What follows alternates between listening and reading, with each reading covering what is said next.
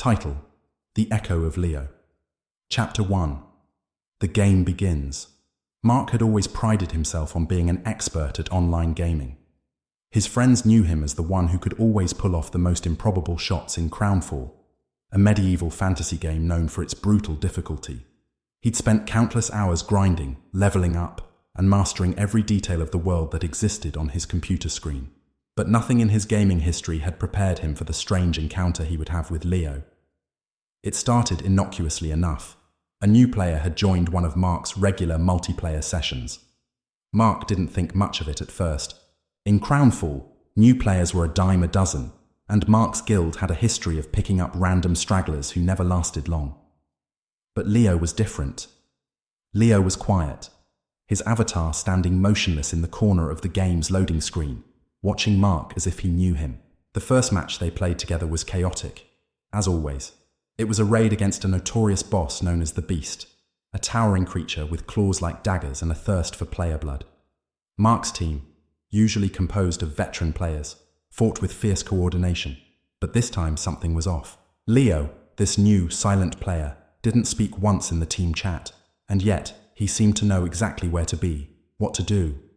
While others struggled with dodging the Beast's attacks, Leo moved with terrifying precision. He weaved between the boss's strikes like he had an intimate knowledge of the monster's patterns, exploiting its weaknesses effortlessly.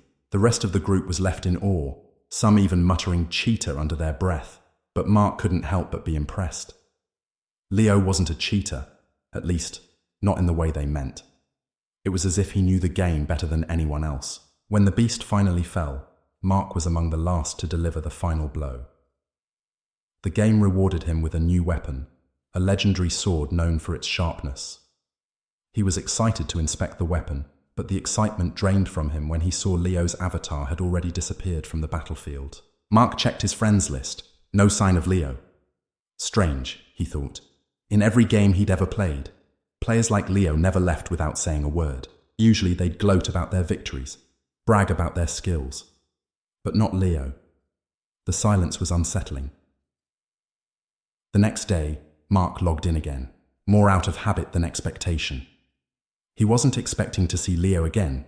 He had chalked up the previous day's oddities to coincidence.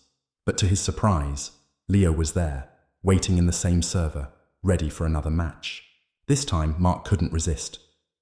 He messaged Leo, asking if he wanted to team up again. The message was simple. Sure. No elaboration, no further words. Mark was used to terse responses, especially from hardcore players. But this was different.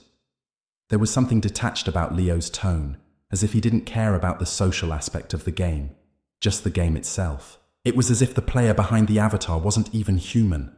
They teamed up and dove into the next raid. This time, Mark felt something even stranger. Leo's presence was overwhelming. There were moments when Mark would look at his screen and find Leo's avatar staring at him. Not in a way that indicated the character was actively being controlled, but as if the avatar was observing Mark's every move. There was a coldness to it, an almost predatory stillness, like something lurking in the shadows. And then, Leo would snap back into action, executing flawless strategies with a terrifying lack of emotion. As they progressed through the raid, Mark's discomfort grew. He started to realize that Leo was always right where he needed to be, always covering his blind spots. It wasn't just that Leo was good. It was as if Leo was anticipating the game's movements before they even happened. It was unnerving, like he was reading the script of the game before it had been written. Leo was always there, always silent, always watching. When they won the raid, Mark's fingers hesitated over the keyboard. He wanted to thank Leo, maybe ask about his strategy, but something told him it was better to leave it alone. Instead, he just logged off quickly, feeling an inexplicable sense of unease settle over him. Forward in Manor the following day, Mark received an odd message. It was from Leo, just as he was about to log into Crownfall again. The message was simple, but it made his heart skip a beat. I see you. Mark stared at the screen, his breath catching. It could be a joke. It could be an elaborate prank. He tried to laugh it off, but the words didn't sit right. They weren't like the usual trash talk players would engage in. They felt wrong. They felt intimate, as though Leo knew more about him than just his character's name in the game. He closed the message and logged in anyway. This time, the game felt different. The loading screen appeared normal, but Mark's fingers were stiff on the keyboard. When he finally entered the game, he found that Leo was already there, waiting. But there was something strange about the way Leo's avatar stood on the battlefield. It didn't move at all. It was as though it were frozen in time, staring at Mark, not in the game, but from beyond it. Mark shook his head, dismissing the feeling. He'd been playing for too long. Perhaps it was just the late hour, or his mind playing tricks on him. He started the match, focusing on his usual strategy, but his thoughts kept drifting back to Leo. Where had he come from? Why was he so present? Halfway through the match, Mark's screen flickered. A brief glitch. At first it was nothing, just a minor bug, the kind that happened every so often. But then it happened again. And this time, something strange appeared on the screen. It wasn't the usual graphical glitch. No, this was different. In the corner of the screen, a message appeared, one that was completely out of place. "I'm watching you. You can't escape." Mark's heart pounded in his chest. He quickly checked the in-game chat, but there was no message from Leo. He looked at his team's members. No one else had seen it. Then, Leo's avatar moved, unnaturally fast, cutting through the digital landscape as if he were a ghost, too swift to be human. Mark watched, transfixed, as Leo weaved in and out of enemies, effortlessly taking them down with alarming speed. For a moment, Mark didn't even feel like he was playing anymore. He felt as though he were merely a spectator, as if the game had become something else entirely. He was being guided through the levels, not by his own hands but by someone else, by Leo. When the match ended, Mark's screen flickered once more, and this time, the message was louder, more insistent. It appeared across the entire screen. "You can't escape. Not now. Not ever." Mark's breath was shallow, his hands trembling as he hovered over the mouse. He wanted to log off. He wanted to forget everything about Leo and this game, but he couldn't move. He couldn't tear his eyes away from the screen, where the words lingered like a scar. He felt something shifting in the air around him, as if the very atmosphere in his room had thickened, closing in on him. He closed his eyes, trying to steady himself. He had to get some sleep. Maybe it was just a bug. Maybe it was nothing. But as he opened his eyes again, he swore he saw something in the reflection of his computer screen, a shadow standing behind him. Mark's blood ran cold. Chapter 1. The Game Begins, Part 2. The room felt colder now, a chill that crept across the back of Mark's neck, slowly working its way down his spine. He tried to shake it off, but his mind was too consumed by the terrifying thought that refused to leave him. He couldn't remember ever feeling so exposed, so hunted. And yet, when he glanced back at the screen, Leo's avatar stood still, a solitary figure against the chaos of the raid, its expressionless face locked in place like a mask. Staring, watching. Mark's fingers hovered above the mouse, heart pounding in his chest. Every part of him screamed to shut the game down, to turn off the computer and forget everything. But something, some force, kept him from doing it. He wasn't sure if it was curiosity or something darker that kept him in place. The shadow in the reflection of his screen hadn't moved. His breath hitched. He turned his head slowly, almost unwillingly, and scanned the dimly lit room behind him. The air was thick, stifling. The lamp on his desk flickered, casting erratic shadows on the walls. The shadow, no, it wasn't a figure, was gone. But the unease lingered, suffocating in its wake. With a deep breath, Mark refocused on the game. He forced himself to think logically. His computer was probably overheating, causing some strange visual effects. Maybe it was a bug. Leo's cryptic messages? That was just a coincidence, wasn't it? Just a creepy joke. But the more he tried to rationalize it, the more the doubts crept in. Leo had been too precise, too cold in his approach. Everything about him was wrong. Something about that player felt so detached from the game, so alien, as though Leo wasn't simply a part of the virtual world. He was beyond it. Mark glanced at the clock. It was past midnight. He shook his head, trying to dismiss the thoughts. No, he wouldn't let his mind get carried away. This was just a game, that's all it was. But when he looked back at the screen, his stomach churned. The message was gone, but the words lingered in the back of his mind, echoing in an empty void. You can't escape. Not now. Not ever. The next few days were a blur. Mark had tried to put the whole thing behind him, but the unease never fully dissipated. Every time he booted up his computer, his mind would immediately flash to Leo, to that unsettling sense that something had watched him, that Leo wasn't just another player in a game. He was something more. And that's when the emails started. It began with one message, tucked among the usual spam and advertisements. The subject line simply read, "I see you." His stomach turned as he clicked it open. The message itself was nothing more than a string of gibberish, a random assortment of letters and symbols that made no sense. But underneath it, something else was there. A link, an instinct, something primal, screamed at him not to click it, but curiosity gnawed at his resolve. After a moment of hesitation, Mark clicked the link.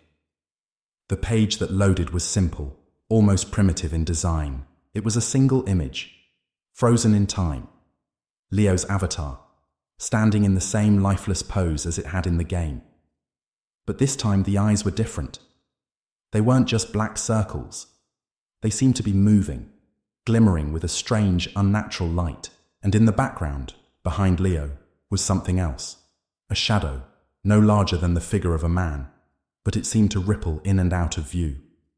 Mark squinted, trying to make sense of it. But the more he stared at the image, the more it seemed to change. It wasn't static. The shadow flickered, as though it were trying to escape the frame. A single line of text appeared at the bottom of the screen. "Do you see it yet?" Mark slammed his laptop shut. For the first time in days, Mark felt the desire to leave the house. He needed to get out. He needed a break from the weight of the game, from the chilling presence that Leo had cast over him. He'd never been one for superstitions or fears. He was a seasoned gamer after all, not some nervous amateur. But now, everything had changed. Everything felt wrong. As he stepped outside into the cool night air, he felt a fleeting sense of freedom. The oppressive feeling of being watched lifted, if only for a moment. He walked through the quiet streets, hoping that the simple act of moving, of being surrounded by the world beyond his screen, might clear his mind. But as he passed by a row of houses, a light flickered in the window of one. It wasn't the warm, inviting glow of a lamp or streetlight. It was the cold, stark flash of a computer screen. In the center of the glow was a dark silhouette, leaning over something, its head lowered toward the screen. Mark froze in place. He stared at the window, his heart racing. The figure seemed to notice him, the posture shifting ever so slightly, as though it had heard him, as though it knew he was there. But there was no way for it to have seen him, no way for it to have known. He quickly looked around, his breath shallow, but there was no one on the street. When he turned back to look at the window again, the figure was gone. He went back to his apartment, his steps quickening with every passing second, the feeling of being pursued creeping over him once again. As he entered, his eyes automatically went to the computer. The laptop still sat there on his desk, closed and silent. Yet Mark couldn't shake the sensation that it was waiting for him. There was a sickening thought that rose in his throat, an instinct telling him that whatever Leo was, whatever presence had attached itself to the game, it wasn't just in the virtual world. It had seeped into his reality. And it wasn't done with him yet. He reached for his phone, intending to call his best friend, Jake, but the screen lit up with a new notification. "You missed me." It was from Leo. Mark felt his stomach churn as the message lingered on the screen. His fingers hovered above the phone, not knowing whether to reply, to ignore it, or to shut it off altogether. He didn't reply. Later that night, as Mark lay in bed, trying to will himself into sleep, he heard something that made his blood run cold. A noise, a soft click, like a key pressing against a keyboard. He opened his eyes. His phone screen was lit up again. Another message from Leo. I know what you're thinking. Mark could feel his heartbeat in his ears. The shadows in his room seemed to stir, growing thicker. And then, through the murk of his thoughts, the voice he had tried to silence whispered in his mind. Leo isn't just a player in the game anymore. Leo is coming for you. Chapter 3. Unraveling the thread. It had been 3 days since the last message from Leo. 3 long days, each one feeling like an eternity. The fear was no longer confined to just moments of the night. It was there, all the time. A heavy presence in the corners of Mark's mind, lingering and suffocating, as though a shadow had been cast over his life. He tried to keep busy, tried to act like everything was fine, but there was something in his eyes now. Something in the way he looked at the world. Everything felt different. As if the walls of his reality had grown thin and fragile, like a veil waiting to be torn apart. Mark sat at his desk, staring blankly at the open game on his screen. The loading page blinked, a reminder that the game was still there, still waiting. A notification popped up in the corner of the screen. It was a new message. Without thinking, he clicked it. I see you. His stomach dropped. The words were simple, yet they carried a weight that pressed down on him. His fingers trembled over the keyboard, as if in response to some invisible force. He glanced around his room. Empty, quiet. The only sound was the hum of his computer. He thought about shutting it all down, walking away from it. But something inside him, something dark, stopped him. The words lingered on the screen like a sickness, spreading through his thoughts. I see you. It wasn't just the game, it was everything. The messages, the eyes on him, the feeling that there was something, someone, watching him every moment of every day. The door to his apartment creaked. Mark's eyes snapped toward it. It was just the wind, he told himself. Nothing more, but then he heard it again. A soft, barely audible rustle. The sound of something, or someone, moving. Mark stood up slowly, his heart hammering in his chest. He felt the hairs on his neck stand up, an instinctive shiver crawling up his spine. He walked cautiously toward the door, but when he reached for the handle, it stopped. The sound, it stopped. Mark's breath was ragged. He couldn't remember when he'd stopped breathing normally. His thoughts were a jumbled mess, a chaotic swirl of fear and confusion. Slowly, he turned back to his desk, as if drawn to the screen like a moth to a flame. Another message. This one appeared as he sat back down, the words forming in front of him as though the computer itself was speaking. I'm not just in the game anymore. Mark's throat tightened. His pulse raced. This wasn't possible. There was no way Leo could be here, in his apartment, in his world. No way. But the feeling, the sensation that something was in the room with him, was undeniable. He stared at the screen, the message haunting him. You can't escape me. The screen flickered, briefly, like an electrical glitch. Mark's heart pounded. He tried to push the thought from his mind, tried to tell himself it was just a malfunction, just his nerves playing tricks on him. But deep down, he knew it was something else, something that could see him. His phone buzzed on the desk. A new message. He almost didn't want to look, but he couldn't help it. You're not alone. Mark felt his breath catch in his throat. He gripped the edge of the desk, his knuckles turning white. The darkness in the corners of the room seemed to shift, like the very air around him was tightening. He could feel it closing in. The walls of his apartment seemed smaller now, as if the room itself were constricting. The shadows, those damn shadows, seemed to stretch longer, deeper, more alive. They whispered to him, though he couldn't hear the words. He only felt them, cold and oppressive, pressing against his skin. Suddenly the lights flickered. Then everything went black. For a moment, there was nothing but silence.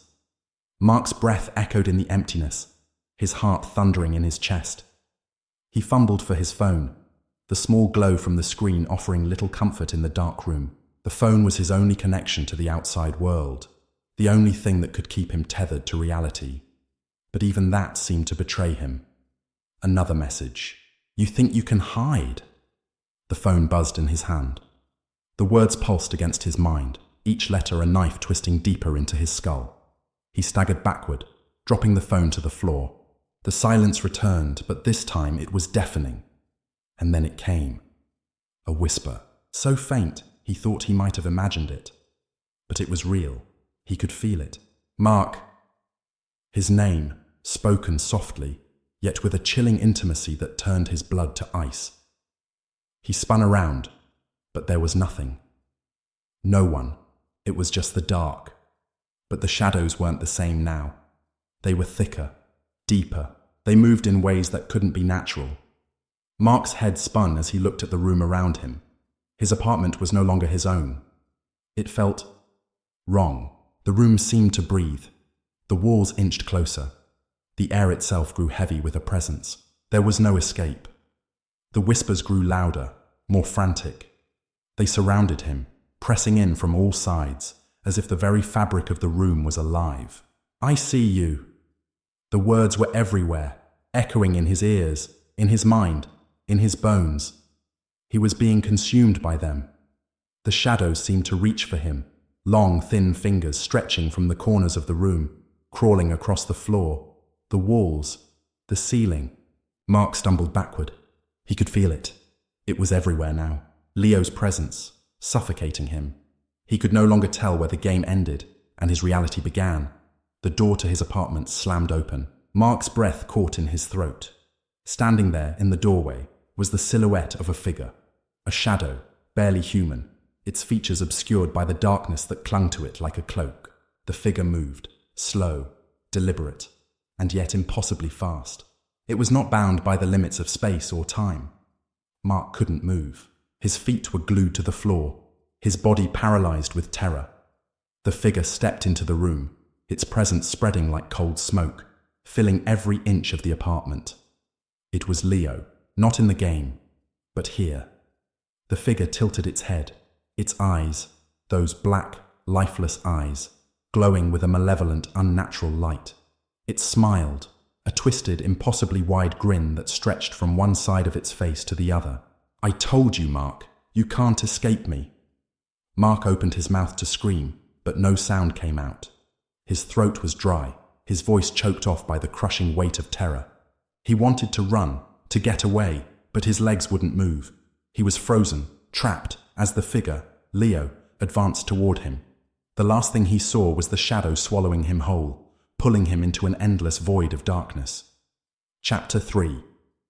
Unraveling the Thread, Part. Mark awoke with a start. His chest rose and fell erratically, his breath sharp and ragged, as though he had been running. But he wasn't running. He was sitting in his chair, his face damp with sweat, eyes wide and fixed on the screen. The game was still open. It blinked in front of him, a cold reminder that there was no escape. The clock on his desk showed 2:47 a.m. He couldn't remember how long he had been sitting there. Time felt fluid, warped, like something had shifted while he slept, even though he had no memory of falling asleep. He rubbed his eyes, trying to shake the weight of the nightmare that clung to him. His hands trembled.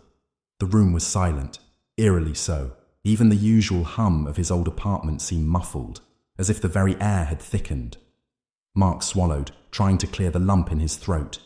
He felt wrong. The heavy presence he had felt earlier was still there, lingering in the room, pressing against the walls like it was waiting for him to do something, waiting for him to give in. There was a strange buzzing sound. Mark's eyes flicked to his phone, where a new message had popped up. His heart skipped a beat. You shouldn't have looked, Mark. It was from an unknown number. Mark recoiled as if he had been physically struck. The phone felt like a burning coal in his hand, yet he couldn't pull himself away. His fingers hovered over the screen, almost against his will, as though the message itself was pulling him in. He opened it. I told you you can't escape. Not now. His pulse quickened. The air felt thick, suffocating. Every corner of the room seemed to have grown darker, as though the shadows were alive, crawling toward him. His breath quickened again, and he pressed his hand to his chest, trying to steady his erratic heartbeat. Mark stood abruptly, the chair screeching across the floor, and backed away from the desk. His eyes darted around the room, desperate for some sign that he was safe. that this was just his imagination running wild. But it wasn't. The flickering lights overhead hummed as if struggling to stay on, and the air tasted metallic, like copper, like blood. Mark felt it, a pull, deep within his chest, like something was reaching out for him. He wanted to scream, but his throat was dry. His body felt like stone. The message buzzed again. "Don't run, Mark." And this time, the voice was clear. It wasn't a text. It was in his head. He could hear Leo's voice. He could hear him speaking to him directly. Mark staggered back toward the desk, his mind swimming with panic. He grabbed the mouse, his hand cold and slick with sweat, and clicked on the game. The screen blinked again, but this time it wasn't the usual loading screen. It was different. The game's interface had changed. The graphics were sharper, more realistic, and the colors seemed to swirl in a nauseating pattern. But it wasn't the visuals that unsettled him. It was the sound, a low, distorted hum that pulsed in time with his heartbeat. Mark hesitated, his finger hovering over the mouse. He should close it. He should shut it all down, but he couldn't. His mind was stuck, caught in the web that Leo had woven around him. The longer he stared at the screen, the more the room seemed to warp and stretch, the shadows deepening and twisting. "I told you!" The voice was louder now, filling his ears, surrounding him, like it was coming from every direction. "I told you you can't escape me. This is the only way. This is the only reality now." Mark slammed his hands against his ears, but the voice didn't stop. It only grew louder, overwhelming, suffocating. "You're mine now." The words echoed inside his skull, rattling his bones. His vision blurred, the walls of the room shifting and flickering as if he were caught between two dimensions. He tried to move, to break free, but his legs wouldn't obey.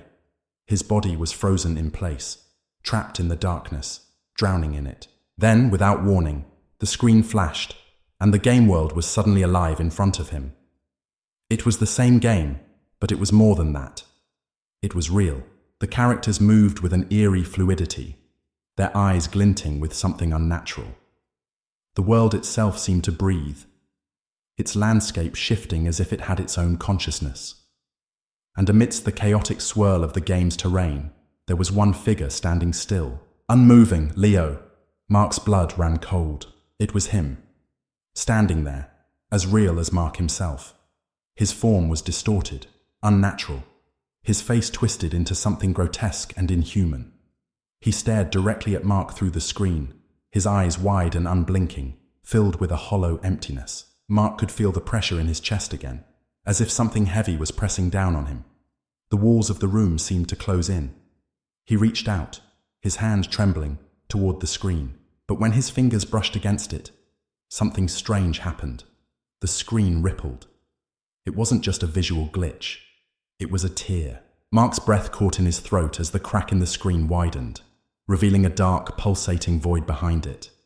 He could hear something moving inside the void, a low growl, like the sound of something waking up. "Come to me," Leo's voice whispered, now distorted, like it was coming from the crack itself. Mark recoiled, his instincts screaming at him to run, to get away. But his legs wouldn't move. He could only watch as the crack spread wider, its jagged edges writhing, reaching for him. Suddenly, the room went cold. It wasn't the normal chill of the night. It was something deeper, something more unnatural, as though the very air was being drained of warmth. A shadow stretched across the floor, moving with a life of its own. It was no longer confined to the corners of the room. It was here, creeping toward him, pooling around his feet like an ink stain, dark and suffocating. The voice came again, a whisper in the darkness. "You're mine now." With a sudden, violent jolt, the shadow surged forward, engulfing Mark's legs. He screamed, trying to pull himself free, but the darkness held him fast, wrapping around his ankles, his knees, pulling him down. The room seemed to tilt, spinning as though reality itself was coming undone.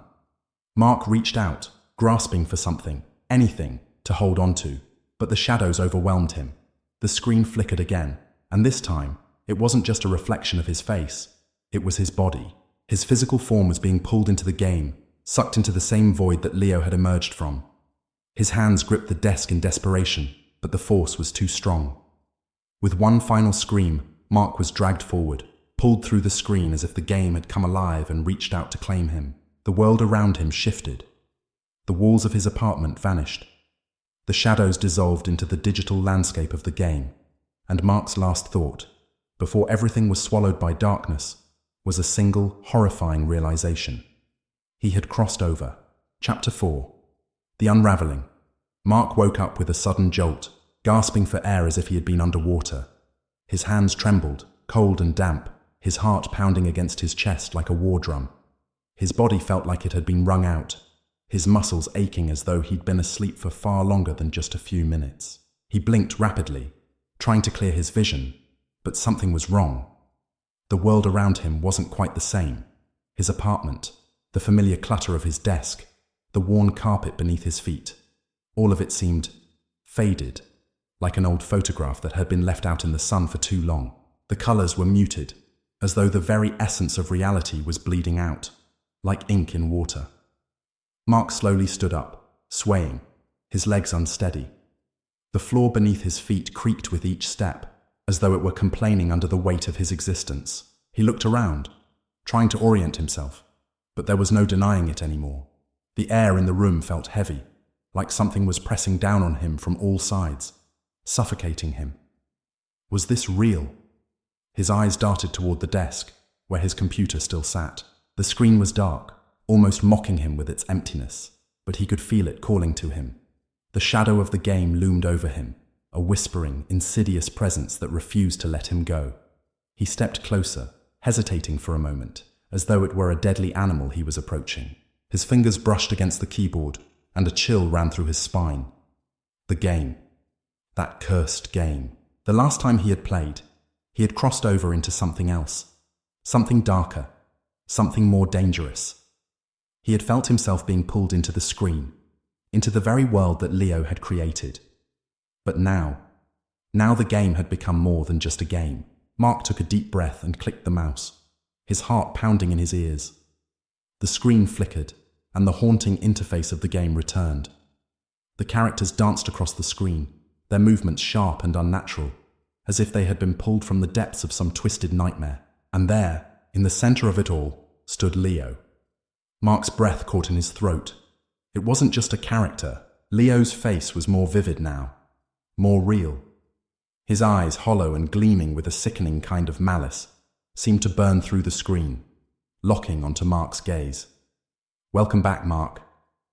The voice. It was coming from the screen, but it wasn't just the voice. It was in his mind, whispering in his ear, crawling into his thoughts, curling around his soul like a snake. The words were heavy, filled with a kind of dread that Mark could feel in the pit of his stomach. He had thought it was over when the game had pulled him in before, but now it was worse. Now, Leo wasn't just speaking to him from the game. Leo was the game. Mark's fingers trembled as they hovered over the mouse. He should close it.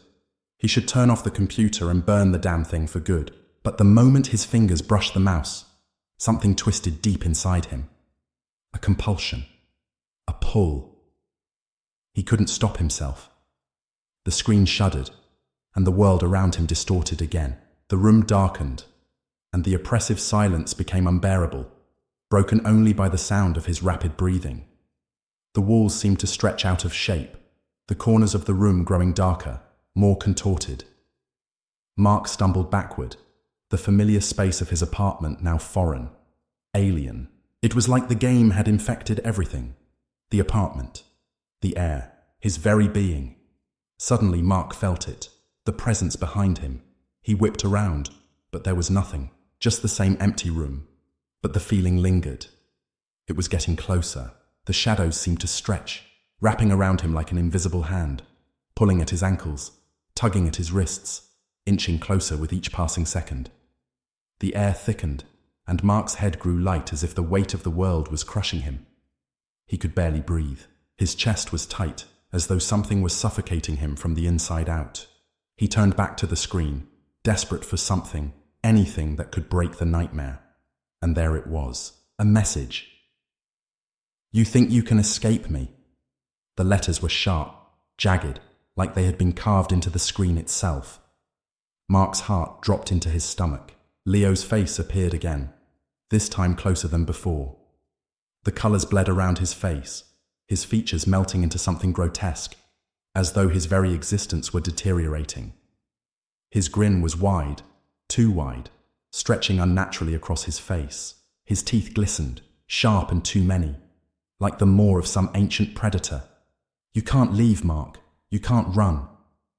Mark's hand shot out, grasping the mouse, his mind screaming at him to stop. But it wasn't him who was controlling his actions anymore. It was Leo.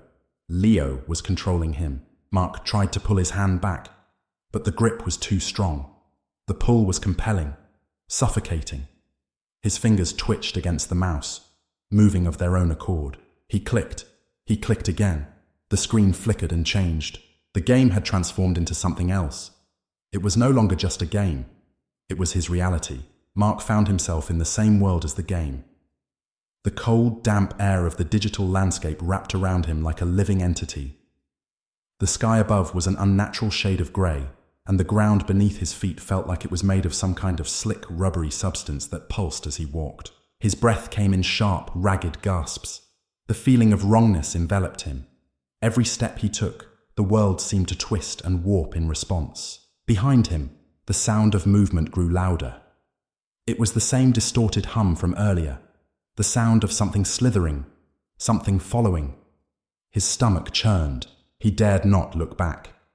Suddenly, Leo's voice echoed through the silence, his voice distorted, a guttural whisper in Mark's ear. "You're mine now, Mark, forever." Mark's pulse quickened. He stumbled forward, but the landscape around him shifted again. The ground cracked beneath his feet, fissures opening up as though the very world itself were being torn apart. A shape emerged from the darkness, its form too vague, too shadowed to make out, but the presence was undeniable. It was stalking him, watching him. The sensation of being hunted clawed at Mark's mind. He could feel it. Leo was closing in. The earth beneath him gave way, and with a scream, Mark fell. The void opened wide, pulling him into it. Darkness rushed at him like a tidal wave, swallowing everything whole. He tried to scream, but no sound came. He tried to fight, but the weight of the shadows was too much. The crushing, suffocating force of it. He hit the ground hard. His body crumpled to the floor, and the world around him shuddered violently. He could still hear Leo's voice. It was all around him, in his ears, in his skull, in his mind. "You're not waking up. Not this time." Mark's fingers twitched as the game's reality folded in on itself. He could feel his body weakening, his strength draining as he lay there, trapped between worlds. He wasn't in his apartment anymore. He wasn't in the game either. He was somewhere else, somewhere dark, somewhere beyond, and he knew that he would never leave. Chapter 5. The Hollowing. The world of endless shadows twisted and churned around Mark, like a grotesque painting bleeding into itself. His eyes snapped open, yet the world he saw was not the same. It was nothing like what he had known, nothing like the apartment he had left behind. The dim, flickering lights that hung above him cast strange, eerie shadows on the walls, their glow too pale, too sickly to be natural. The air, thick with the stench of decay, felt like it had been trapped for centuries, swirling around him in slow, suffocating circles. His heart hammered in his chest, its rhythm out of sync with the world. His breaths came shallow, each inhalation too fast, too desperate. There was no escape. His limbs trembled, not from cold, but from something far worse. An emptiness gnawing at the edges of his soul. A part of him, the last shreds of his sanity, wanted to scream, but the silence in the air felt too heavy, too absolute. Where was he? What had happened to the apartment? To his life? The last thing he remembered was falling into the void, consumed by darkness. And then, nothing. No light, no sound, just this place. He tried to rise to his feet, but the ground beneath him was soft, like a viscous substance that gave way with every movement. His shoes stuck, refusing to let go as he attempted to stand. With a desperate grunt, he yanked his foot free, but his body was weak. The very fabric of his being seemed to drain with every breath he took. It was as if something was taking him, slowly, inevitably, feeding off him. The game. It wasn't just a game anymore. Mark's mind raced, trying to recall anything, any fragment of logic that could explain what had happened, what he was experiencing. He had always dismissed the idea of supernatural forces, of the digital world bleeding into reality, but now it wasn't so easy to ignore. He was standing in a space that felt wrong in every conceivable way. A hollow sound echoed in the distance, a slow, rhythmic thudding, as if something was moving toward him, deliberate and methodical. The hairs on the back of his neck stood up as his instincts screamed at him to run, but he couldn't move. He couldn't tear his eyes away from the creeping shadows that seemed to crawl along the walls like living things. They slithered, writhing, shifting in patterns that defied logic. Mark turned, his breath catching in his throat. A figure emerged from the dark, tall, unnervingly still, its silhouette barely visible against the inky backdrop. Leo. The figure's face, though distorted and faint, was unmistakable. The same hollow, unsettling eyes, gleaming with malice and hunger, his lips curled into that same sickening grin, wide and unnaturally stretched. His presence consumed the room, filling every corner with a suffocating, oppressive weight. "Welcome back, Mark." Leo's voice was a low, distorted growl, dripping with an amusement that made Mark's blood run cold. It was as though the words didn't just come from Leo, they came from everywhere. The very air seemed to vibrate with them. Mark stumbled backward, his mind reeling, his heart beat louder now, the sound deafening, drowning out his thoughts. The world around him blurred, as though reality itself was coming apart at the seams. Leo stepped forward, his long limbs too fluid, too unnatural. The shadows followed him, crawling at his feet, licking at the edges of his form. The way he moved, too fast, too smoothly, like a predator that had learned the art of terrifying stillness, sent a shiver down Mark's spine. "You thought you could leave, didn't you?" Leo chuckled, the sound like nails scraping across stone. "You're mine now, Mark. There's no escape. Not here. Not ever." Mark's hands trembled, his skin clammy, the weight of Leo's presence pressing down on him, suffocating him. His chest tightened, and for a moment, he forgot how to breathe. His entire body was frozen, his mind spinning, trying to find something, anything, that made sense. He could feel the game closing in on him, its invisible walls shrinking, trapping him within its endless shifting corridors. "This is the game, Mark." Leo's voice came again, this time closer, colder. Mark's body jerked in response, his muscles locking in place as though held by invisible chains. "You're not just a player anymore. You're part of it." The world around him seemed to respond to Leo's words. The walls, once opaque, now became translucent, shifting with the distortions of the game's endless design. The floors beneath Mark's feet cracked open, revealing the same darkness that had swallowed him before. The space warped and pulsed, like an ancient heart beating from the void. The room was no longer solid. It was like a living thing, an extension of the game itself, feeding off his fear. Mark wanted to scream. He wanted to shout, to rage against the horror that surrounded him, but the words wouldn't come. His throat was tight, his voice choked by the crushing weight of Leo's power. "You can feel it, can't you?" Leo purred, his voice like a caress. "The hunger, the emptiness, it's consuming you." Mark's legs gave way beneath him, and he fell to the ground with a sickening thud. His hand shot out, trying to steady himself, but the floor had become slick and treacherous, its surface shifting beneath his touch. He could feel it. A pull, a tug in his very bones, like the game was siphoning away his strength, his will. It was feeding on him, feeding on his fear, his despair, his helplessness. He was nothing but a pawn in Leo's game.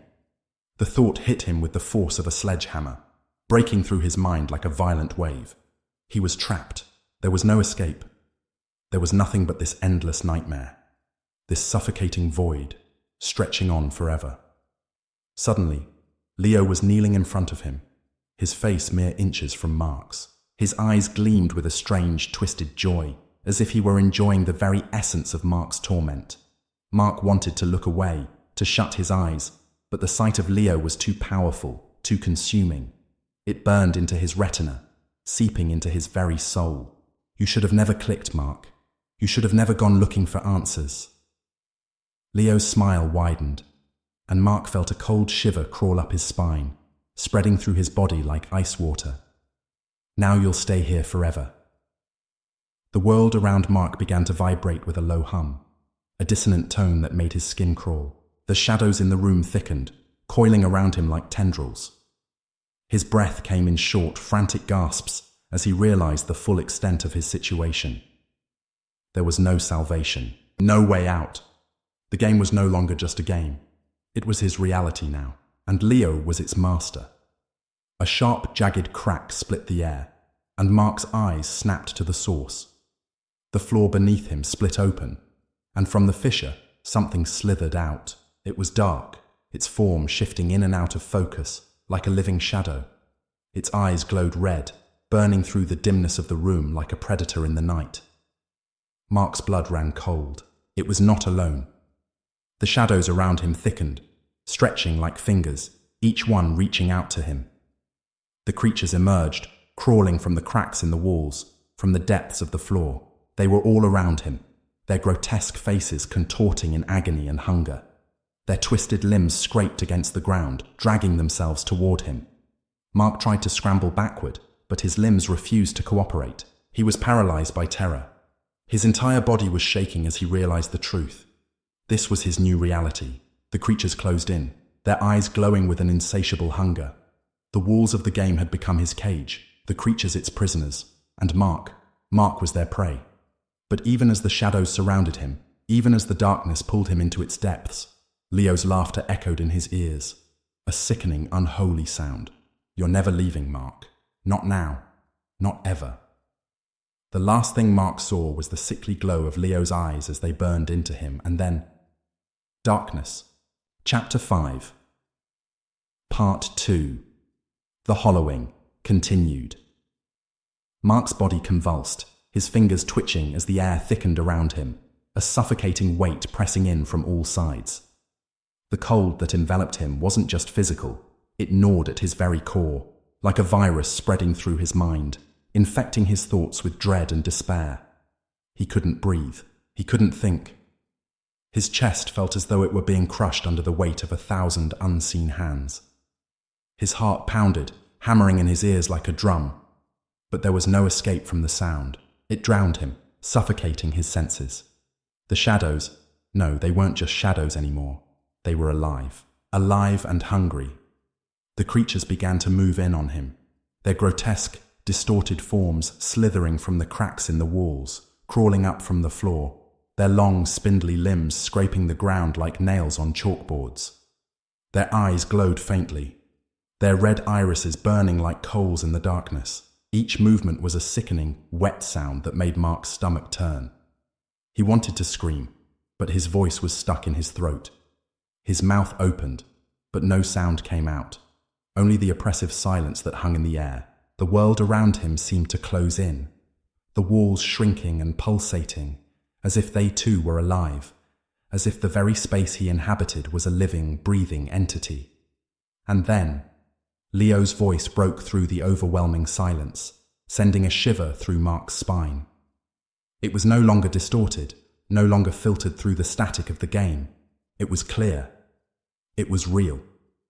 There's no escaping now, Mark. Mark twisted, trying to push himself away from the advancing creatures, but his body was frozen. It was as if his muscles were locked in place, paralyzed by fear, held by something far greater than his will to move. His mind raced in a frantic panic, trying to find a solution, trying to grasp onto any shred of hope. But the more he struggled, the deeper he sank into the nightmare. The game's grip on him tightened, pulling him deeper into its insidious maw. Leo's figure emerged from the darkness, his silhouette almost blending with the shadows that clung to the walls. He moved with unnatural fluidity, his long limbs stretching and curling like the tendrils of some ancient cursed being. His smile, oh, that smile, was wide, too wide, stretching beyond human capacity. It was the kind of smile that made you question if it belonged to a man, or something far worse. His eyes gleamed with malice, glowing with an intensity that burned through the fog of Mark's fear. "You thought you could escape, didn't you?" Leo's voice was a soft murmur, almost mocking. "You thought it was just a game, something to entertain you. But now, Mark, you see the truth. This is your reality." Mark's breath caught in his throat as the realization settled in. He was no longer in the realm of the living. He was no longer in the world he had known. He was here, trapped within the game, a prisoner of its nightmarish landscape. He had been taken by something beyond his understanding, something far older, more ancient than the game itself. "You're nothing more than a pawn, Mark." Leo's voice was cold now, devoid of any humor. "A tool to be used, a soul to be consumed." Mark's heart lurched as a wave of horror swept through him. He wanted to run, to flee, but his body refused to obey. His legs were heavy, his arms weak. Every fiber of his being screamed at him to fight, to escape. But the game, Leo, was too powerful. The shadows continued to creep toward him, slithering along the floor, their presence overwhelming. A sudden sickening screech split the air, followed by a guttural growl. Mark whipped his head toward the source, and his stomach churned as he saw one of the creatures emerge from the dark. Its body was a twisted, malformed thing. Too many limbs, too many eyes, its form constantly shifting and distorting, as though it could never hold a single shape for long. The creature opened its mouth, a yawning, cavernous void filled with sharp, jagged teeth. It reached toward Mark, its hands clawing at the air, its movements jerky and unnatural. Its eyes locked onto him, and Mark felt a deep, gnawing sensation in the pit of his stomach. It was the feeling of being prey, of being hunted. He closed his eyes, his body trembling, every instinct telling him to run, to fight, to do anything to survive. But it was too late. There was nowhere to go, no way to escape. The game had already claimed him. And then, just as the creature's claws were about to pierce his skin, a sudden burst of cold filled the air. Mark opened his eyes, his heart skipping a beat as he saw Leo step forward, his smile never faltering. "Enough." Leo's voice was commanding, powerful. The creature froze, its twisted form shuddering as if in response to the order. The shadows around Mark receded, slinking back into the corners of the room, as if cowering before Leo's presence. The creatures, though still lingering, no longer approached. They seemed to wait for something, wait for him. Leo's gaze turned back to Mark, his eyes burning with dark, knowing amusement. "You see, Mark, they're nothing without me." He stepped closer, his eyes narrowing. "And neither are you." Mark's body trembled as he tried to speak, but his throat was dry, his voice a mere rasp. What are you?" His voice cracked with terror, with desperation. Leo tilted his head, his smile widening. "I am the game, Mark. I am the one who shapes reality, who controls the flow of time. I am the reason you are here, the reason you can never leave." Mark's mind spun. His stomach churned with nausea as the full weight of Leo's words settled over him. The walls seemed to close in, the air growing colder, thicker. He could feel the game all around him, pressing down on him, suffocating him. He could hear its whispers in the back of his mind, gnawing at him, coaxing him to succumb. But there was no succumbing, no giving in. He was already trapped. "You're nothing but a vessel, Mark." Leo's voice was low, almost gentle, as if he were speaking to a child. "A vessel for the game to consume. You are its entertainment. You are its sustenance. And you always will be." Mark's heart pounded harder, a primal fear racing through him. He reached out, trying to find something, anything to hold on to. But the ground beneath him was slick, slippery, as though the very surface of the world was turning to liquid. The shadows, now a part of the game itself, closed in on him, crawling over his skin, as if trying to pull him back into the void. And then the voice came again. Leo's voice, but this time it wasn't directed at Mark. It was a command, a cold, calculated demand. "Take him." The creatures surged forward, but this time Mark wasn't frozen. This time his body responded. Adrenaline shot through his veins, and for a fleeting moment, Mark felt the rush of clarity.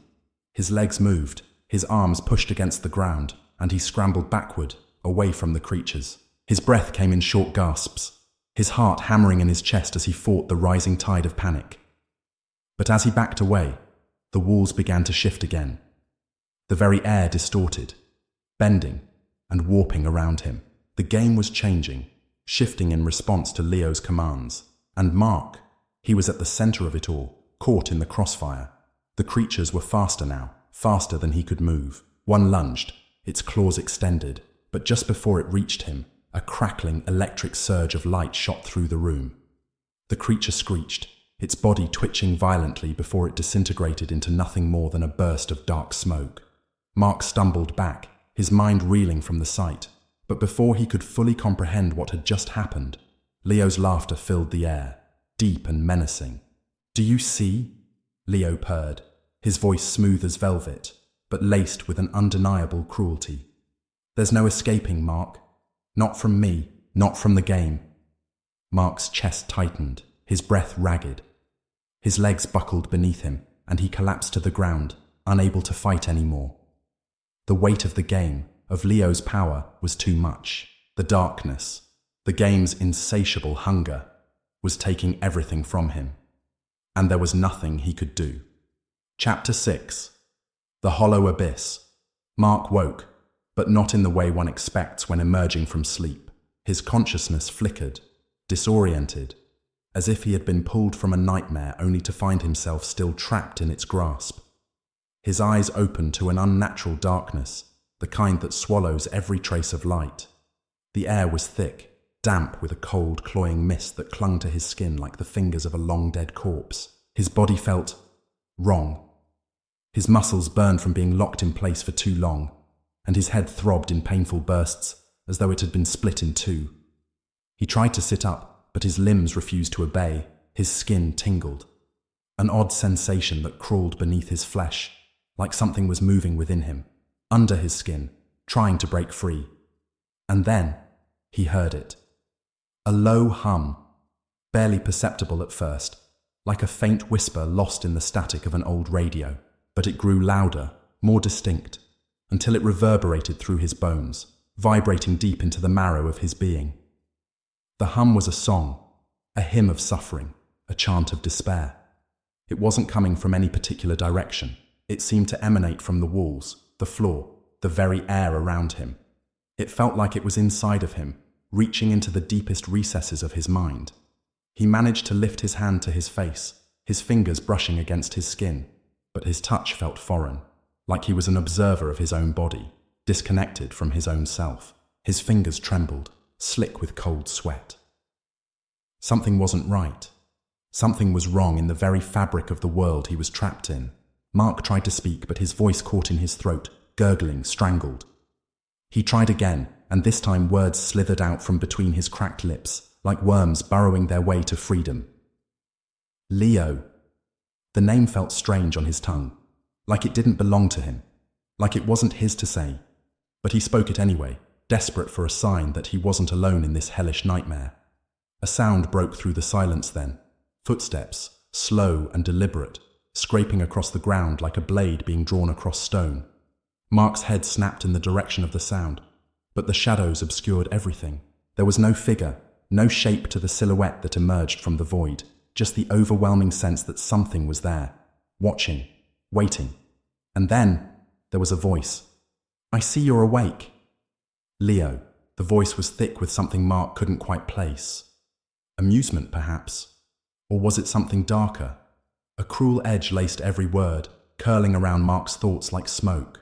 It seemed to invade his mind, his senses, pulling him further into the black abyss. Mark tried to rise, to flee, but his body refused to obey, his legs heavy as if they were made of stone. His heart began to race, the pulse in his temples thudding louder with each beat. His vision blurred, and he could taste the metallic tang of fear in the back of his throat.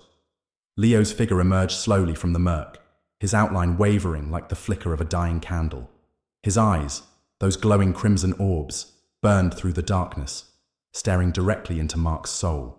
His lips twisted into a smile, widening, stretching impossibly, as if his face could no longer contain the malice that lay within. "Do you know where you are, Mark?" Leo's voice was almost a whisper now, curling around Mark's mind like a poison.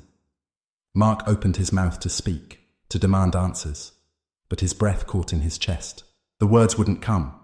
His throat constricted, as if something invisible was squeezing the very life out of him. He was paralyzed, suffocated by the air that seemed to press down on him, heavy and thick, like the weight of the earth itself. "You think you can run?" Leo continued, stepping closer, his feet barely making a sound as they brushed across the floor. "But there's nowhere to go. You're already mine, Mark. You always have been." Mark's heart dropped, and for the briefest moment, he dared to look away. The shadows around him began to shift, twisting and writhing, as if they had a life of their own, pulling at the edges of his vision, growing longer, stretching toward him. He could feel them closing in, tightening their grip. "This isn't just a game anymore, Mark." Leo's voice rang out again, deep and resonant. "It's not even real. It's a cage, and you are the prisoner." Mark finally managed to tear his eyes away from Leo's gaze, his head snapping toward the walls of this twisted dimension. They weren't walls. Not anymore. They were shifting, breathing, expanding and contracting, like the chest of a monstrous creature. The room seemed to pulse with a life of its own, as if the space around him was sentient, alive, aware. His breath quickened as he realized the truth. The world had become something else, something more than just a game. It had become his prison, and the rules that governed it were not the rules of reality, but the whims of an ancient, malevolent force that reveled in torment and despair. The ground beneath him trembled. The air thickened, turning viscous, like the suffocating depths of an ocean. Mark's pulse hammered in his ears, and he could feel the weight of the game's malevolence pressing down on him. The walls seemed to collapse inward, slowly at first, but then with terrifying speed. They closed in on him, squeezing him, forcing the breath from his chest. He gasped, his lungs burning. And then, silence. A dark, suffocating silence. He could hear nothing. He could feel nothing, only darkness. And then, a whisper, a cold, crawling whisper that slithered into his mind like the hiss of a serpent. "You cannot escape." It was Leo's voice, but not quite. It was everywhere, surrounding him, suffocating him. The walls pressed in even closer, like a tomb closing around his body. He couldn't move. His limbs were stone. His mind was caged, locked in this twisted place. There was no escape, no hope, just endless torment. The whisper came again, this time louder, more insistent. "You belong to me." Mark's throat constricted, and he gasped for air, but there was none. His vision swam, the shadows now rushing toward him like a tidal wave, a sea of darkness that would consume him whole. Suddenly, the air shifted. A crack appeared in the wall, the faintest glimmer of light bleeding through the darkness. Mark's pulse quickened, his breath catching in his throat as he stared at the sliver of hope. He tried to move, tried to crawl toward the light, but his body remained frozen.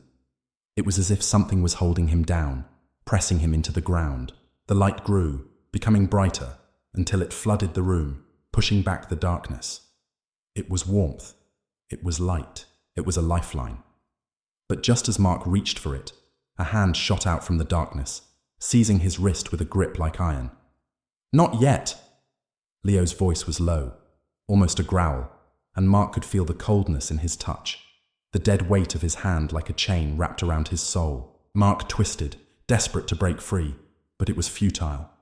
The light flickered once, twice, and then it was gone, swallowed by the darkness once again. "You don't understand, Mark," Leo hissed, his breath hot against Mark's ear. "There is no salvation here. There is no escape." Mark's mind spiraled, his pulse a frantic rhythm in his ears. The shadows swarmed around him, crawling over his skin, as if trying to pull him under. The walls closed in further, the air thick and oppressive. The game had changed, and he was no longer in control. Leo was the master now, and Mark was his plaything. "You will never escape me." Mark screamed, but no sound left his lips. The darkness was consuming him, and all he could do was wait. Wait for the inevitable, as the last vestiges of his sanity were stripped away, piece by piece. And then Leo's laughter echoed, hollow and distant, fading into the abyss. Chapter 7. The Mirror of Torment. Mark's eyes snapped open. The sensation of his pulse pounding in his skull was the first thing he felt, the rhythm relentless and deafening. It wasn't the peaceful awakening he'd hoped for. No, he was already wide awake.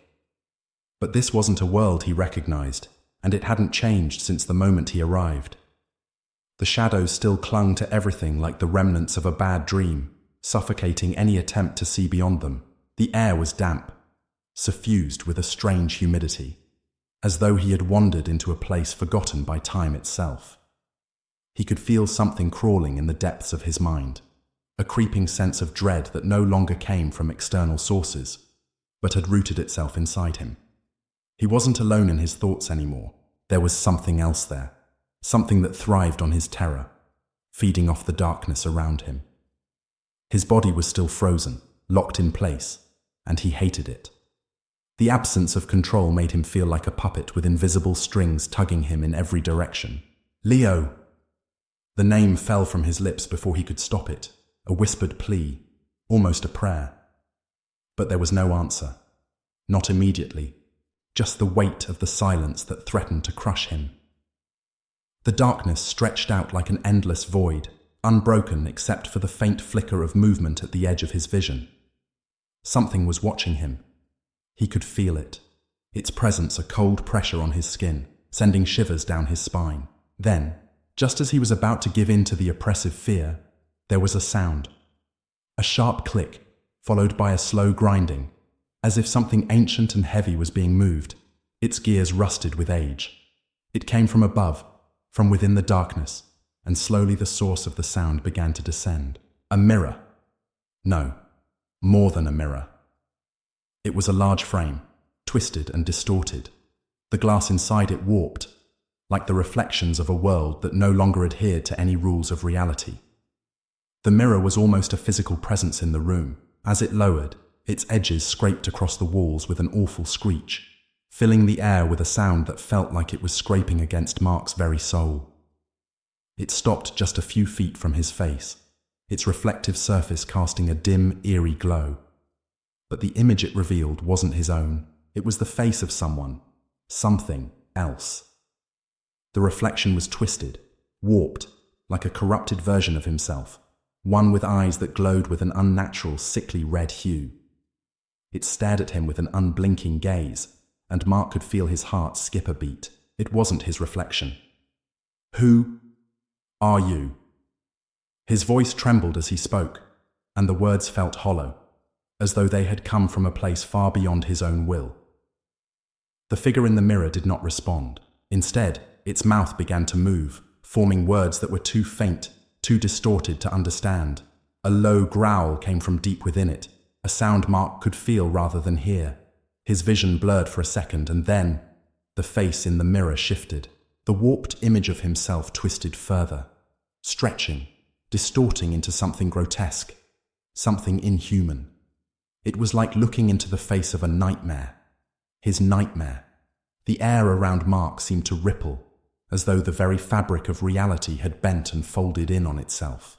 His breathing quickened, and his pulse thudded in his chest. The reflection in the mirror began to change again, this time more violently. It started to crack at the edges, the cracks spiderwebbing across the glass, and then, suddenly, the mirror shattered. But instead of the sound of glass breaking, there was an eerie silence, as if the sound had been swallowed by the abyss. Mark staggered back, his body moving on its own accord. The broken shards of the mirror hung in the air for a moment before they disappeared into the shadows, as though they had never existed at all. But the feeling lingered. The feeling of being watched. He turned, desperate to flee, but before he could take another step, he heard the voice again, a whisper that seemed to come from everywhere. From the walls, the floor, the very air around him. "You can never escape yourself, Mark." It was Leo's voice, but it felt different. It was as if it wasn't Leo at all, but something mimicking him. Something darker. The voice wrapped itself around Mark's consciousness like a vine, squeezing tighter and tighter until he thought he would suffocate. The walls of the space seemed to close in again, pressing against him from all sides, and once again, he could feel the pulse of the game beneath his feet, the vibrations like the beating of a heart that was not his own. Suddenly, the room began to warp.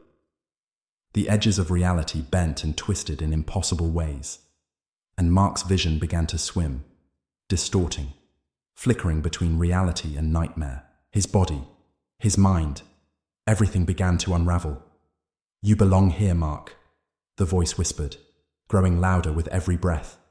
"You've always belonged here." Mark could feel the cold grip of fear tightening around him, choking him, smothering him, but there was no escape, no refuge. The world around him spun faster, pulling him deeper into the abyss.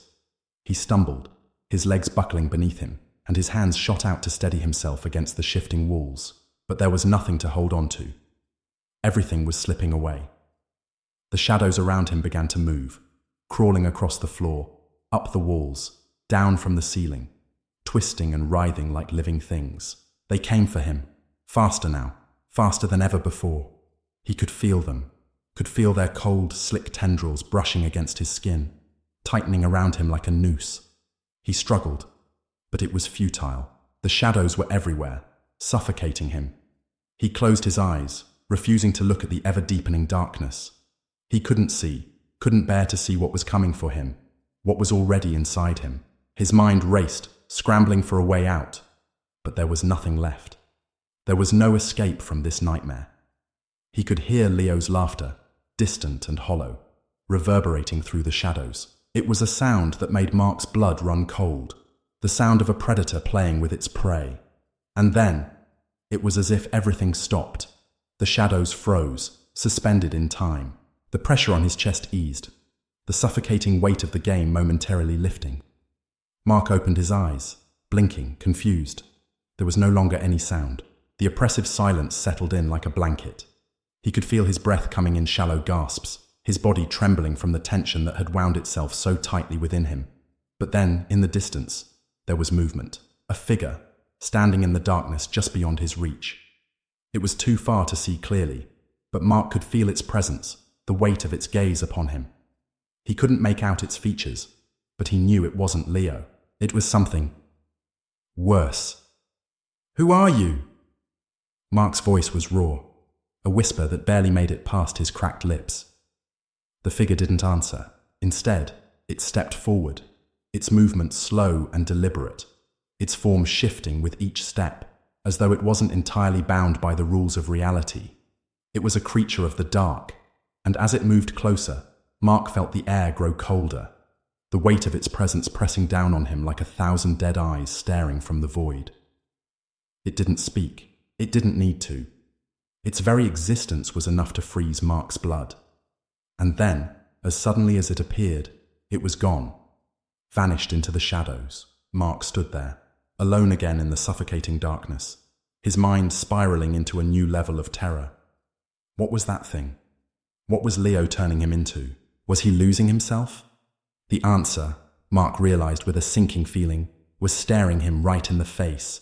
He was becoming a part of it, becoming one with this twisted, distorted game, and there was no way out. Chapter 8. The Descent into the Void. Mark stood at the edge of something beyond comprehension. The floor beneath him had ceased to be solid. It was a shifting mass of shadows that curled and writhed like a living thing. The space around him was no longer a room, nor a place he could recognize. The walls, if they existed at all, seemed to blur into the same suffocating blackness that surrounded him. He tried to move, to breathe, but it felt like the very air was thickened by the weight of his terror, as though each breath was a struggle against the invisible pressure pressing down on him. He could feel it. Something had changed. The game he had thought he understood, the puzzle Leo had bound him into, had turned on him. The rules had shifted. What had once been an eerie nightmare now felt like an inescapable trap. There was no way out. He could no longer deny it. His heart pounded in his chest, and his skin felt like it was crawling beneath the weight of the darkness pressing in on him from all sides. "Leo," he whispered into the oppressive silence. his voice trembling as he called out the name of the one who had brought him here, the one who had manipulated his every step, pushing him further into the abyss. But there was no answer. There had been no answer for what felt like an eternity. The silence, thick and suffocating, seemed to mock him. And yet, in the very quiet, he could feel the presence of something else, something far more malevolent than Leo had ever been. "You're not alone, Mark," the voice came, soft, distant, like a breath on the wind. But it was not Leo. No, this was something older, something darker. Mark turned frantically, eyes searching the abyss, desperate for the source of the voice. His breath quickened as the shadows seemed to shift around him. They weren't just shapes anymore. They were alive, twisting and pulsating, responding to his fear. The edges of his vision flickered, and he could swear he saw figures moving just beyond his reach, moving in ways that defied all logic. Figures that had no shape but seemed to be made entirely of the darkness that consumed everything. "You think you can escape?" the voice continued, this time clearer, more distinct, as if it was speaking directly into his mind. "There is no escape. There never was." Mark's pulse quickened, his body moving of its own accord as he stepped back. There was a door behind him, or perhaps it was just the faintest outline of a doorway that led into the unknown. Without thinking, he moved toward it, the need to escape overwhelming every other thought. But as he stepped closer, the doorway began to melt before his eyes. The dark tendrils of shadow reached out, twisting and curling around the edges, preventing his escape. The ground beneath him shifted again, but this time it was more deliberate. He felt himself falling. No, not falling, sinking. The floor was gone, and he was plummeting into a darkness so deep, so complete, that there was no beginning or end. It was an infinite void, where time didn't exist and nothing made sense. He screamed, a raw, primal sound that echoed endlessly, swallowed by the void. His heart raced as he fell deeper into the abyss, every muscle in his body screaming for him to stop. But there was no stopping it. No control.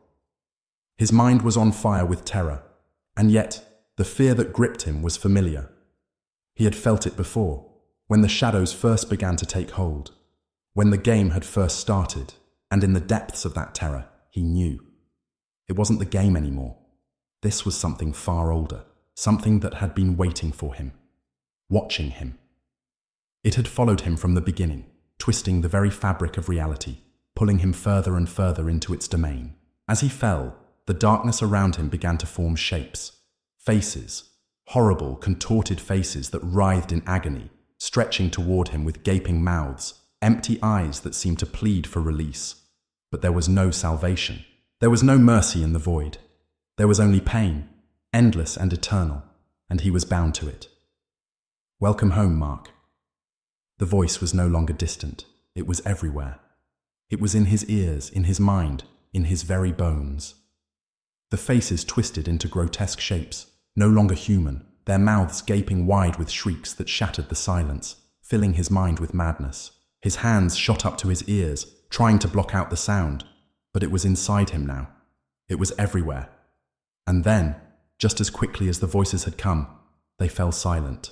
The faces in the shadows faded into nothingness, leaving him alone in the blackness once again. "What is this?" Mark gasped, his throat raw, his mind spiraling out of control. He had to know. He had to understand what was happening. But there was no answer. Instead, a new sensation gripped him. It was a coldness, deeper than any fear, colder than the very void that surrounded him. It was the sensation of something watching him from behind. Slowly, he turned, knowing that whatever it was already there. A figure stood just beyond his reach, its form shrouded in the blackness, barely visible but somehow more terrifying than anything Mark had seen before. It was humanoid, but it wasn't human. Its limbs were elongated, its face covered by a mask that was both familiar and alien. The mask was smooth, without features, but Mark could feel it. Its presence was like a force, pushing against his very soul. "Who are you?" Mark whispered, his voice shaking with terror. The figure did not answer. It simply stared at him, unmoving. But Mark could feel the weight of its gaze. It was cold, calculating. And somehow, he knew, He knew it was not a figment of his imagination. It was real. It was here. He tried to step back, but his legs betrayed him. The ground was soft, shifting beneath his feet, pulling him toward the figure. His body couldn't move fast enough, his mind too paralyzed by the sight of the thing before him. The figure raised a hand slowly, its long, claw-like fingers stretching toward him. A cold chill swept over Mark, and he couldn't breathe. The fingers hovered just inches from his face, but he didn't dare flinch. He couldn't. Not now. "You've seen it," the figure said, its voice like the scrape of metal on stone. It wasn't a whisper, it was a command. "You can never unsee it." Mark felt the words as though they were carving themselves into his skin, into his very soul. He wanted to scream, but the words died in his throat. It was as if the figure's presence had stolen the very essence of his voice. It had stolen everything. And then, with a sudden and jarring movement, the figure stepped back, disappearing into the void, its form dissolving into the darkness. But Mark wasn't alone. No. The faces from before had returned. They weren't just watching him anymore. They were surrounding him, pressing in from all sides, their hands reaching out from the blackness, clawing at his skin. He tried to pull away, but there was no escape. They were all around him, their eyes burning with a cold, empty hunger. They spoke in unison, their voices filling the void like 1,000 whispers. "You belong to us now." And Mark understood, in the deepest part of his being, that he always had. Chapter 9. The Reckoning. Mark could feel his body trembling. His skin, slick with cold sweat, clung to his bones like wet cloth. He tried to move, but his limbs refused to obey. The faces were still there, their distorted, ghastly forms writhing in the blackness around him, their eyes staring deep into his soul. The shadows that stretched from them seemed alive, reaching, curling around him as if to pull him back into the abyss. "You belong to us now." The words echoed, reverberating through the very marrow of his bones. He had no escape. The face of the figure, the one who had been watching him from the edge of the void, had already melted back into the darkness, but the presence remained. The thick, suffocating cold that clung to the air seemed to whisper his name, dragging him deeper into the endless black. In his chest, his heart beat wildly, the sound deafening in his ears. Panic set in, and he tried to force himself to move, but the shadows tightened around his limbs, pinning him in place. He was being held by something unseen, something far stronger than his own fear. His body was no longer his own. "I won't let you take me," Mark whispered, barely able to form the words. His breath was ragged, choking against the darkness. "You can't have me. I'm not." But his voice faltered, lost in the oppressive silence. The darkness around him only thickened, responding to his defiance with a silent, mocking roar that shook the ground beneath him. He couldn't tell where the ground ended and the void began. He couldn't feel his feet on the ground anymore. Everything had turned into an endless freefall, his senses disoriented by the all-consuming black. Then, suddenly, the shadows seemed to retract. A soft, eerie glow began to seep into the void. It was faint at first, like a distant light flickering through the darkness. But as it grew, it took on the form of something more solid, a shape, a silhouette. Slowly, it coalesced into something, someone. Mark's heart stuttered in his chest as the figure stepped forward. It was Leo. But it wasn't Leo. Not exactly.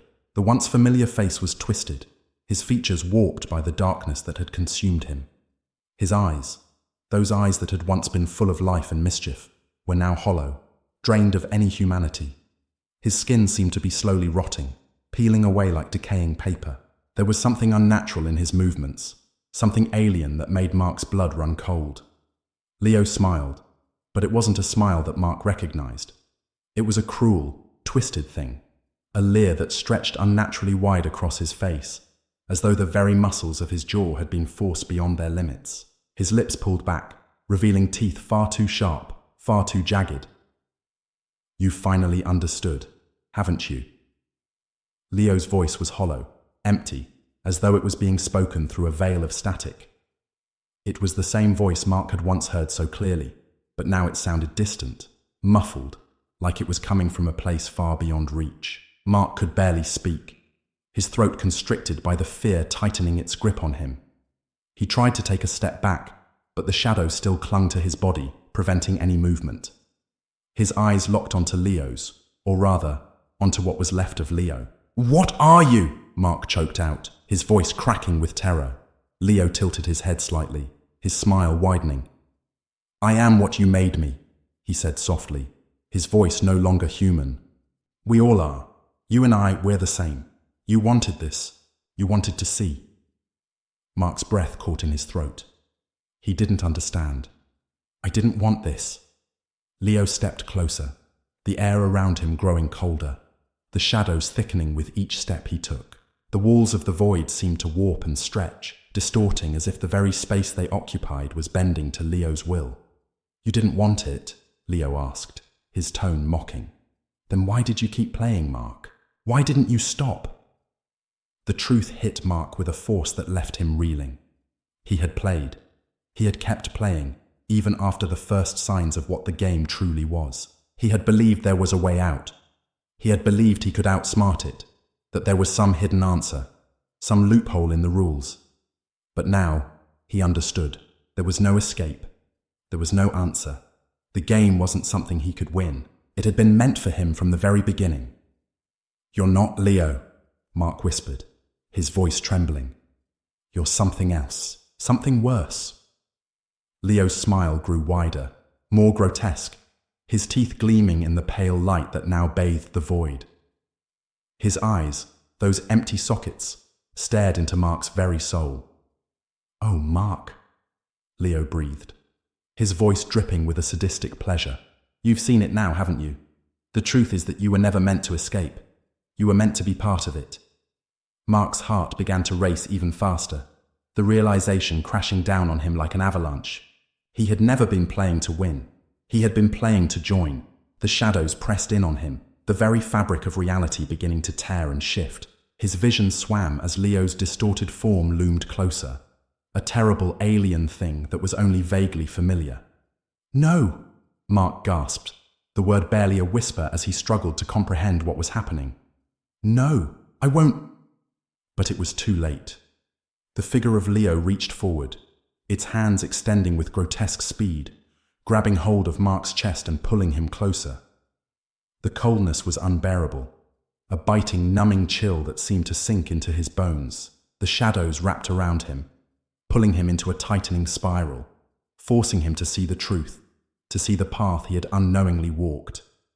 The reality around him began to distort. His body, once his own, began to flicker in and out of existence, the lines of his form becoming blurry, translucent, like a fading dream. "You're already one of us," Leo's voice echoed, fading as if it were being absorbed by the void itself. "And you always have been." Mark's vision cracked, the shadows folding over his face, and with one final scream, the darkness consumed him completely. Chapter 2. The Awakening. Part 2. Mark's breath was ragged, each inhale like a struggle against an invisible force that pressed down on his chest. His mind raced, disjointed thoughts spiraling in chaotic loops. What was happening? What was this place? The room, or whatever this place was, seemed to breathe around him, the walls undulating in a rhythmic motion that felt almost organic. It was as though the very structure of the place was alive, watching him, judging him. His fingers brushed against the cold floor, but it wasn't cold in the way he expected. It was something else, an oppressive chill that seeped into his bones and settled there, like something ancient, hungry. He forced himself to rise, his body trembling as he moved across the room, trying to steady himself. The air tasted strange, like burnt metal, with a bitter tang at the back of his throat. Each step he took echoed unnervingly in the stillness, but it felt as though the echoes were coming from far beyond the walls, bouncing off invisible surfaces in a disorienting dance. Mark stumbled forward, his mind trying to grasp hold of the fragments of memories that flickered like dying embers in his head. He remembered something, no, someone, before this all began. The strange game, the phone call, the warning, but the details were muddled, fading as quickly as they arrived. He couldn't grasp anything fully. He looked around again, desperation creeping in. The blackness that filled the room was more than mere absence. It was a presence, alive and pulsing in time with his own heartbeat. His gaze wandered, searching for some clue, some escape. The walls, dark and featureless, seemed to loom closer with every passing second, like a giant suffocating cage. There was no door, no windows, just an endless expanse of shadow. Suddenly, his eyes caught something in the corner of the room, a flicker of movement. He froze, his heart thudding loudly in his chest. The shape was indistinct at first, a shadow within a shadow, shifting in a way that didn't seem natural. The figure slowly coalesced, taking on a more solid form. A tall, gaunt figure with skin pale as bone. But that wasn't the most unsettling part. It was its eyes. Its eyes, dark and gleaming, devoid of light, devoid of everything. Empty, hollow, just like the black void around them. It stepped forward, the floor creaking under its weight, as if it were disturbing the air itself. Mark opened his mouth to speak, but the words caught in his throat. His voice had abandoned him, his entire body locked in place, paralyzed by the presence of this creature, which felt older than time itself. He couldn't escape it, couldn't move a single muscle as it approached. His body screamed for release, but he could only watch as it drew nearer. "You shouldn't have come here." The voice was soft, almost too soft, like a breeze brushing past his ear, but it was heavy with meaning. It was not just a voice, it was something else, something that clawed at his mind.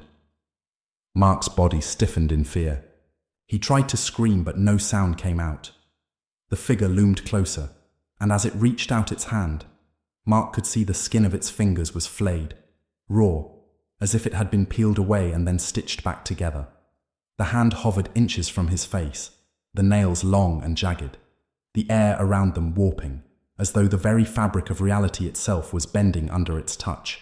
"The game has begun," the figure said, its voice now louder, sharper, like 1,000 whispers echoing in his head all at once. "You chose this path. You cannot walk away now.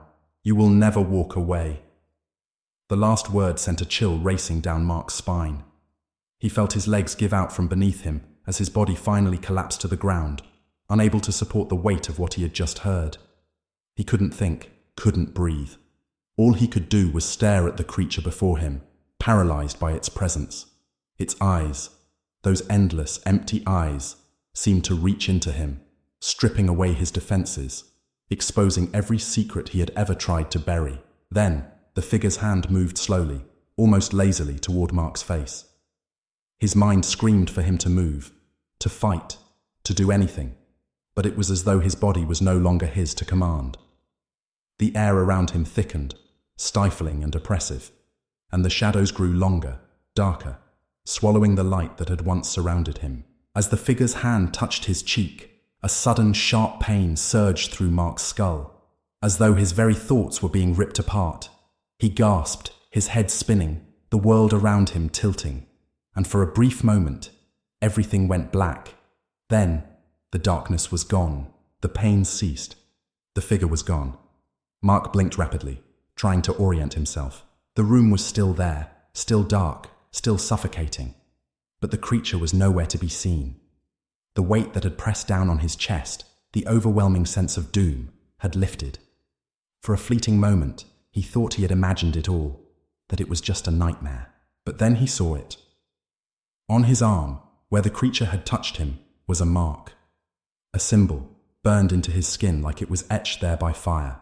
It was a strange, twisting pattern. Unnatural, almost alive, writhing faintly under the surface of his skin. Mark's eyes widened as he touched it, and the mark seemed to burn at his fingertips, sending a sharp jolt of pain through his entire body. "No!" he gasped, recoiling in shock. "What is this?" But the question had no answer. The room remained silent, the shadows pressing in once again. His breath quickened as the realization sank in. This was not a dream. This was real. And whatever had marked him, it was just the beginning. Chapter 2. The Awakening. Part 2. Mark's breath was ragged, each inhale like a struggle against an invisible force that pressed down on his chest. His mind raced, disjointed thoughts spiraling in chaotic loops. What was happening? What was this place? The room, or whatever this place was, seemed to breathe around him, the walls undulating in a rhythmic motion that felt almost organic. It was as though the very structure of the place was alive, watching him, judging him. His fingers brushed against the cold floor, but it wasn't cold in the way he expected. It was something else, an oppressive chill that seeped into his bones and settled there, like something ancient, hungry. He forced himself to rise, his body trembling as he moved across the room, trying to steady himself. The air tasted strange, like burnt metal, with a bitter tang at the back of his throat. Each step he took echoed unnervingly in the stillness, but it felt as though the echoes were coming from far beyond the walls, bouncing off invisible surfaces in a disorienting dance. Mark stumbled forward, his mind trying to grasp hold of the fragments of memories that flickered like dying embers in his head. He remembered something, no, someone, before this all began. The strange game, the phone call, the warning, but the details were muddled, fading as quickly as they arrived. He couldn't grasp anything fully.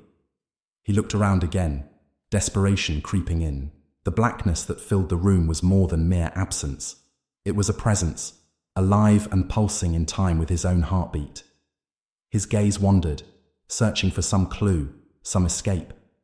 The walls, dark and featureless, seemed to loom closer with every passing second, like a giant suffocating cage. There was no door, no windows, just an endless expanse of shadow.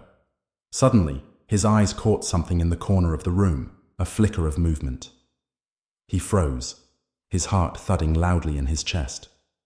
The shape was indistinct at first, a shadow within a shadow, shifting in a way that didn't seem natural. The figure slowly coalesced, taking on a more solid form. A tall, gaunt figure with skin pale as bone. But that wasn't the most unsettling part. It was its eyes.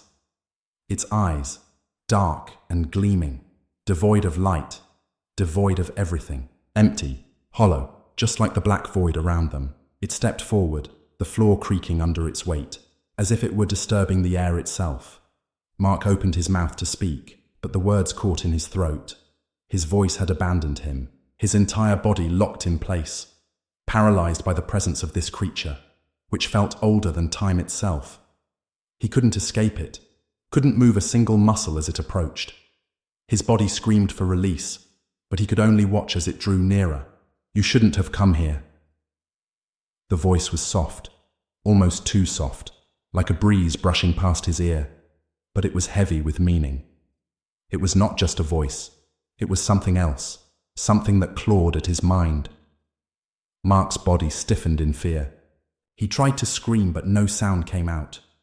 The figure loomed closer, and as it reached out its hand, Mark could see the skin of its fingers was flayed, raw, as if it had been peeled away and then stitched back together. The hand hovered inches from his face, the nails long and jagged, the air around them warping, as though the very fabric of reality itself was bending under its touch. "The game has begun," the figure said, its voice now louder, sharper, like 1,000 whispers echoing in his head all at once. "You chose this path. You cannot walk away now. You will never walk away." The last word sent a chill racing down Mark's spine.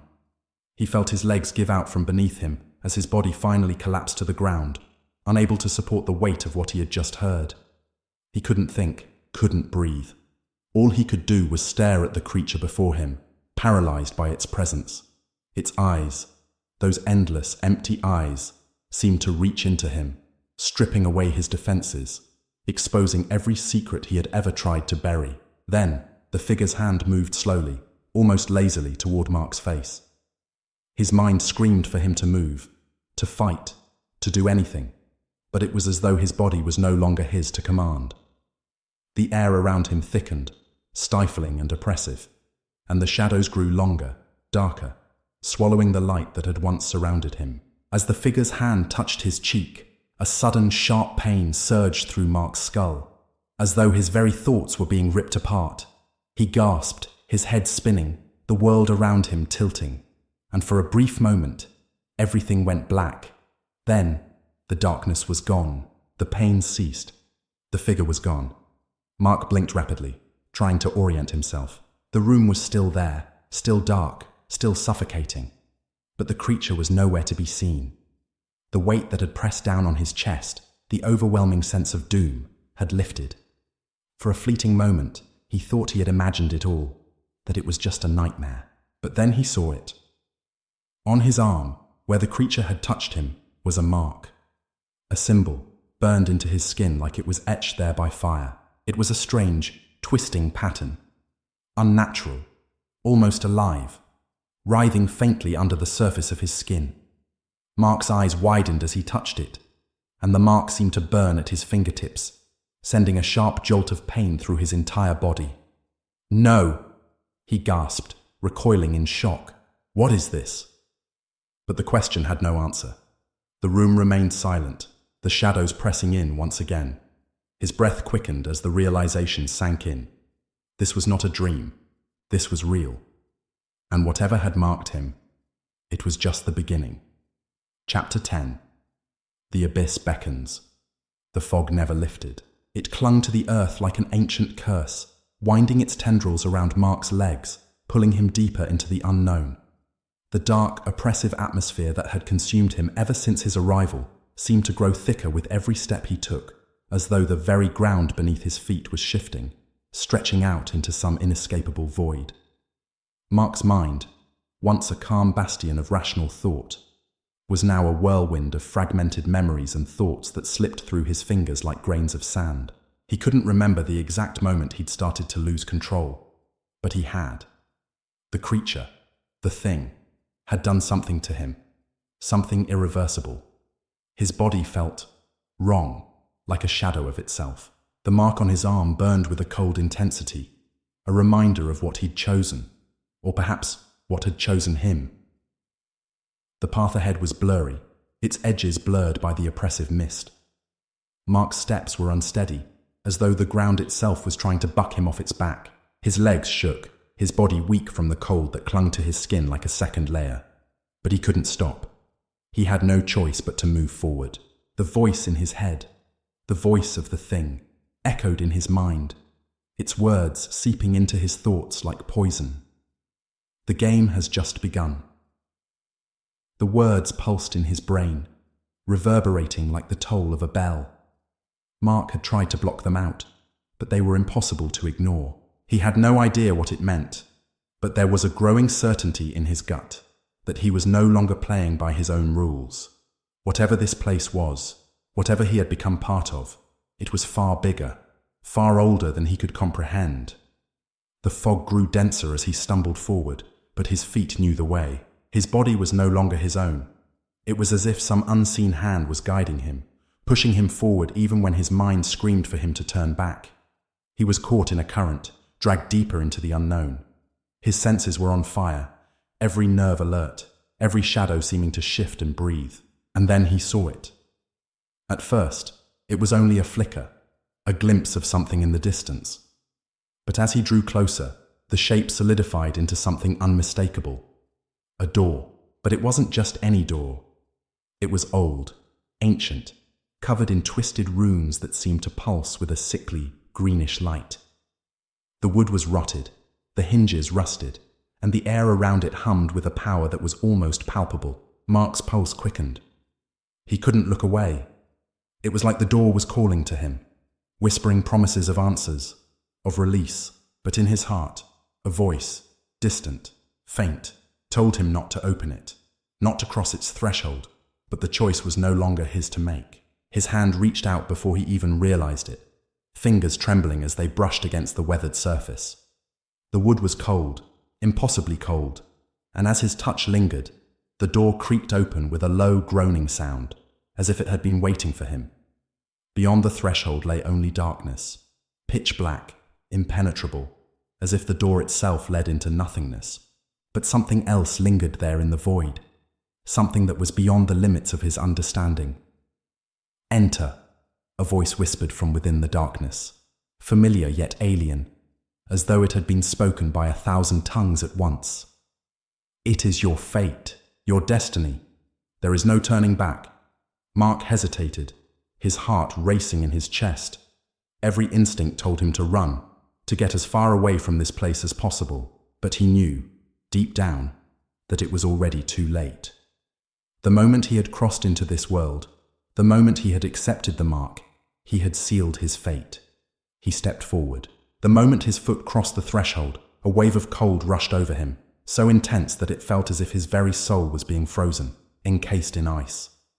His breath caught in his throat, and for a moment, he thought he might lose consciousness. The darkness swallowed him whole, but the air was thick with a presence, an energy that hummed and pulsed around him like a heartbeat. The ground beneath his feet felt uneven, like he was walking on something alive, something that shifted and twisted with every step. His surroundings remained hidden by the thick blackness, but the whispers never stopped. They swirled around him, indistinct, but undeniably present. They were in him, as if the very fabric of reality was seeping into his mind. "You should have stayed away," the voice whispered again, closer this time, almost in his ear. "Now you belong to it." "To me?" He spun around, heart pounding in his chest, but saw nothing. There was no figure, no creature, just the darkness pressing in on him from all sides. Mark's pulse quickened. He could feel something shifting behind him, a presence. No, a force that felt like it was watching him, waiting. It was behind him, just beyond the veil of the darkness.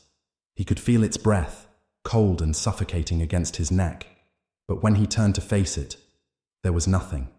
And then he heard it, the sound of footsteps, slow, deliberate. And then another, and another, the sound of many, too many to count, all coming closer, all surrounding him. It was as though the entire room, the entire space, was alive with movement. A hand reached out from the dark, cold and clammy, brushing against his shoulder. Mark froze. He didn't need to look. He knew. He could feel the fingers digging into his skin, pulling him forward, deeper into the abyss. His heart pounded in his chest, louder than ever, as if it too was screaming for release. Suddenly, the whispers grew louder, all at once, a cacophony of voices filling his ears. "You belong to us. There is no escape. You are one of us now." The words began to blur together, overlapping and warping, until they became a single, overwhelming roar. Mark stumbled back, his hands flying out to steady himself against the walls of the room, if that's even what it was. But as he reached out, his hand brushed against something cold and slick, something that felt like skin, alive, breathing. The walls were made of flesh. Mark recoiled in horror, stumbling backward as the thing that gripped his shoulder pulled him further into the dark. His eyes strained against the blackness, but there was no way to know which way to turn. He was surrounded by it, the presence, the darkness, the whispers. "Welcome home." The words were the last thing he heard before everything went silent. And then, Mark's vision went black.